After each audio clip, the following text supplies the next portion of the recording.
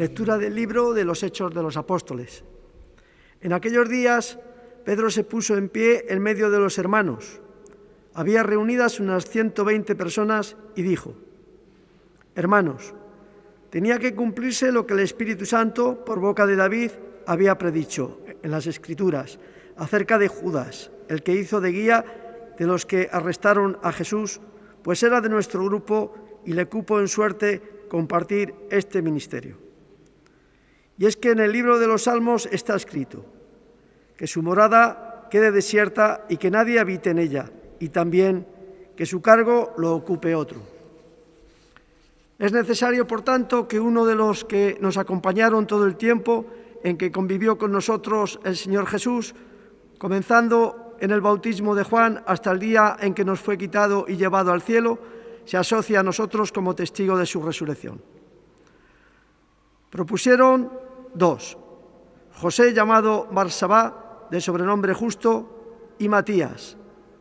Y rezando dijeron: Señor, tú que penetras el corazón de todos, muéstranos a cuál de los dos has elegido para que ocupe el puesto de este ministerio y apostolado del que ha prevaricado Judas para marcharse a su propio puesto.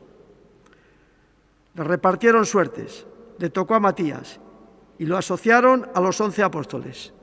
Palabra de Dios. Lectura del Santo Evangelio según San Juan.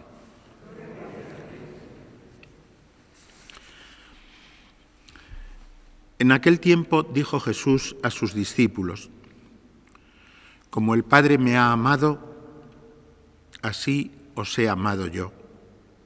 Permaneced en mi amor. Si guardáis mis mandamientos, permaneceréis en mi amor, lo mismo que yo he guardado los mandamientos de mi Padre y permanezco en su amor. Os he hablado de esto para que mi alegría esté en vosotros y vuestra alegría llegue a plenitud. Este es mi mandamiento, que os améis unos a otros como yo os he amado.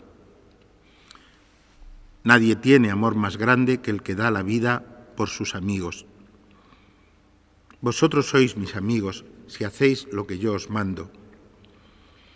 Ya no os llamo siervos, porque el siervo no sabe lo que hace su señor.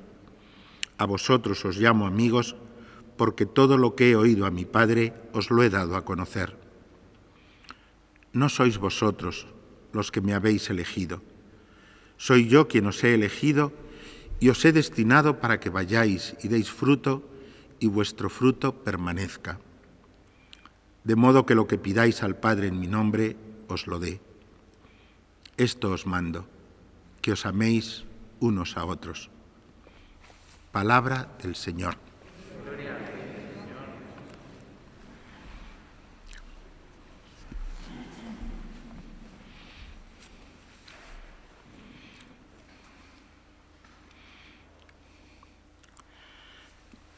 Es bello que en esta fiesta de San Matías, de quien no habíamos oído hablar en el Evangelio y solo en este momento en el que hay que sustituir la ausencia de Judas para que el número que Jesús había querido que fuese el núcleo de sus discípulos, 12, y eso pues para significar que en ese grupo se iniciaba el nuevo pueblo de Israel, que había tenido, pues había estado compuesto de 12 tribus, y entonces el nuevo pueblo de Israel está representado en los 12 apóstoles como el comienzo de una realidad humana y social nueva que nace de la resurrección de Jesús, ¿no?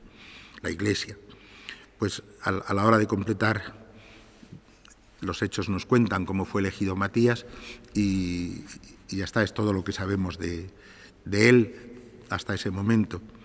Pero el Evangelio, como no tiene anécdotas que contar, así como las hay de Pedro, o de Juan, o del mismo Andrés, o de Felipe, ¿no? Pues no hay ninguna sobre Matías. Nos pone como Evangelio un Evangelio que contiene el resumen, la síntesis del Evangelio. Y esa síntesis en el fondo, muy sencilla y al mismo tiempo inagotable, tremenda, ¿no? Que el motivo de toda la historia de la salvación, desde la elección de Abraham hasta nuestros días, es el amor insondable de Dios. Como el Padre me ha amado, así os he amado yo. Y nos pide el Señor que permanezcamos en su amor. Y permanecer en su amor es cumplir sus mandamientos. Pero cumplir sus mandamientos se reduce en realidad a un mandamiento: amaos los unos a los otros como yo os he amado. Ese es el mandamiento, y lo repite el Señor por 2 o 3 veces. Lo mismo que yo he guardado los mandamientos de mi Padre y permanezco en su amor, hasta tal punto que Jesús puede decir: el Padre y yo somos uno, ¿no? O quien me ha visto a mí ha visto al Padre. ¿Cuál es el mandamiento del Padre? Un amor. Tanto amó Dios al mundo que entregó a su Hijo al mundo, no para condenarlo, sino para ofrecerse a sí mismo como sacrificio y como víctima por la salvación del mundo. Es decir, es el amor del Padre el que le lleva a Cristo a esa obediencia que se traduce en la encarnación, se traduce en una entrega de sí mismo total hasta la pasión, pero que esa entrega es la que permite que su espíritu, el espíritu del Hijo de Dios, quede, por así decir, sembrado para siempre en la carne y disponible para todos los hombres, de manera que surja ese nuevo pueblo de hijos, un pueblo de hijos que vive del amor de Dios, que se inserta en esa corriente del amor de Dios y que es todo él parte de esa misma corriente de amor a los hombres, a todos los hombres, también a los enemigos, como Jesús amó a sus enemigos, y a todo lo que es verdaderamente humano, a toda la creación, que a la luz de la resurrección de Cristo se descubre en la verdadera profundidad lo que dice el Génesis, ¿no? Y vio Dios que era bueno. Y cuando creó al hombre, vio Dios que era muy bueno. Vio Dios todo lo que había hecho y vio que era muy bueno. Esa bondad de la creación, que no os creáis, no es algo sencillo de afirmar, lo podemos afirmar porque en el triunfo de Jesucristo sobre el mal y sobre la muerte aparece que el triunfo final va a ser siempre el del amor infinito de Dios.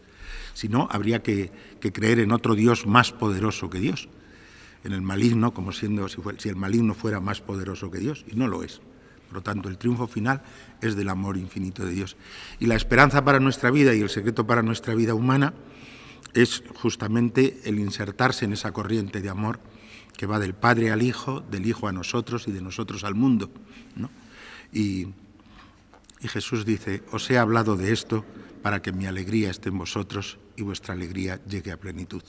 Es decir, insertándose en esa corriente de amor, uno puede vivir contento en cualquier circunstancia, contento también en designios de Dios que nos resultan a veces incomprensibles o que no entendemos del todo, pero que si tuviéramos una visión transparente de cuál es nuestro destino, ni siquiera una muerte temprana, ni siquiera la muerte de un niño nos parecería un mal, ¿no? Pero como no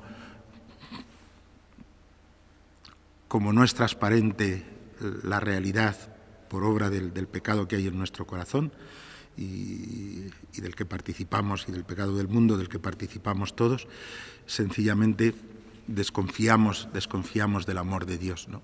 Señor, en esta elección del primer apóstol del que no nos hablan los evangelios, pero que está en los orígenes de nuestra fe, pues que nosotros nos insertemos con conciencia también de nuestra pobreza y de nuestros límites, en esa corriente del amor de Dios, que es la esperanza única, la verdadera, la sólida, la de 24 quilates, la esperanza verdadera y única del mundo. Y que nosotros, por gracia, por haber sido elegidos, no por decisión nuestra, sino porque el Señor nos ha amado primero, hemos sido hechos dignos de conocer y de poder vivir bañándonos, viviendo en esa corriente invencible de amor y viviendo en esa esperanza y en esa alegría.